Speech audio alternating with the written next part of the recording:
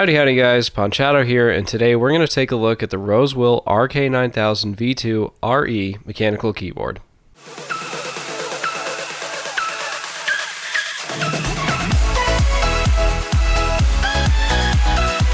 This is a budget mechanical keyboard with genuine Cherry MX switches, red switches for this particular version. No crazy lighting and no macros, just a simple USB keyboard with mechanical switches. In the box, along with the keyboard itself, you get two 58-inch, about 1.5 meter cables, both USB and PS/2, and a short user manual detailing the function keys. The cables are braided and very thick, compared here to a typical USB cable. You probably won't have to worry about the cable getting tangled because it's thick and pretty hard to bend.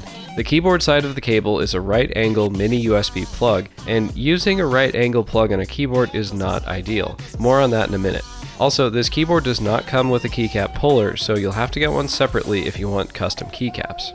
The first thing I noticed about the RK-9000V2 was how heavy it is. It weighs like 3 pounds or around 1 kilogram. The cheap rubber dome keyboards most of us have used for years typically weigh less than a third of what this keyboard weighs. The weight is mostly due to the metal chassis. It's literally a big metal plate inside the body of the keyboard. The inner chassis is also painted a subtle red color. You can see the color behind the keys, but without LEDs it's not very noticeable. The sides are very plain other than the mini USB jack on the back. The bottom has 4 rubber pads which provide a good level of grip. The keyboard won't jump around when you're typing or gaming, but if you need to reposition it, it slides fairly easily. The riser feet also have a rubber grip, so it won't slide around in case you like your keyboard at a higher angle.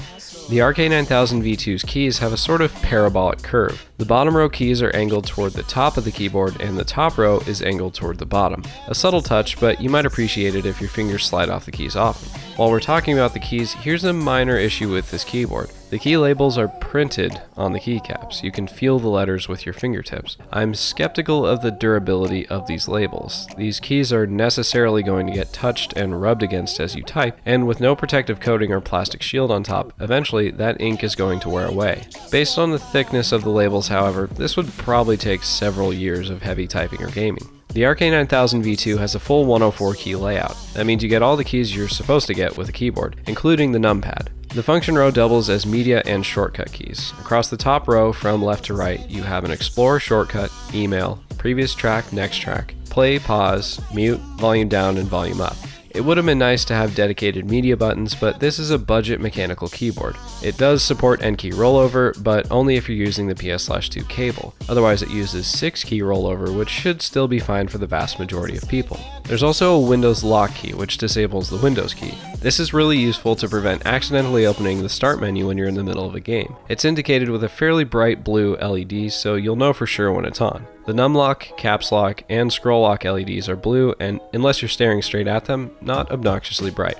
Now, about those right angle cables. To put it bluntly, this was a well-intentioned but bad choice. The cables are angled to the left, so if you have your computer on your desk and it's also on the left side, they work. However, if you're like me, and I think like most people, you have your computer either under your desk or on the right. That means if you want the cable going straight back, instead of it going straight back, it comes out sideways and has to curve toward the back of your desk. Even worse, if your computer is on the right, the cable has to double back on itself, so you have a big loop of a fat cable in the middle of your desk. Fortunately, they made the cable removable, so you can just get a different mini USB cable with a regular straight plug instead. Quick note about their model naming scheme. There are 3 versions of the RK-9000V2, and the only difference between them is the switch type. The RE version, the one I'm reviewing now, has Cherry MX red switches. The BR version has browns, and the one with no suffix has blues. The different switch types provide tactile or not tactile, clicky or not clicky, and different levels of force to press the keys. I'd say Cherry MX Reds are the most similar to rubber domes. They are non-tactile, which means there's no bump when you press the keys. They are non-clicky, which means they don't have the extra parts to make a loud audible click like blue switches, and they have a light actuation force. They're a little easier to press than my old rubber dome keyboard. Here's a sound comparison between the RK-9000V2 with Cherry MX Reds versus a regular rubber dome keyboard.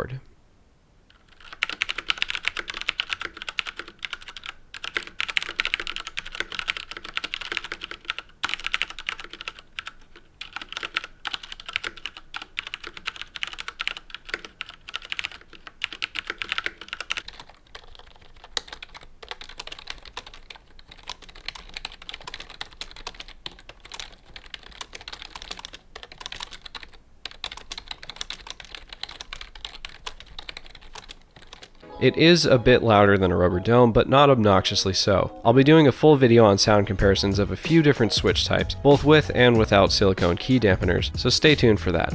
You can pick up the RK-9000V2 from Amazon for $90 with red switches, $80 with browns, and $75 with blues. This is actually my first mechanical keyboard review, and I'm quite happy with it. The Rosewill RK-9000V2 has a solid feel, comes with high quality though poorly thought out cables, and as a personal opinion, I really like how Cherry MX Reds feel. This keyboard has been my daily driver for a week or so now, and I think I'm going to keep using it. It's not too loud, it stays in place, and I just like the unobtrusive regular keyboard look. Overall, if you're looking for a quality, inexpensive mechanical keyboard with Cherry MX switches, the Rosewill RK-9000V2 is a pretty solid choice and a good place to start. If you liked this video, hit the like button. If you want to see more, hit subscribe, and if you have any questions about this keyboard or Cherry MX switches, leave them in the comments below. Thanks for watching, I hope I helped, and I'll see you in the next video.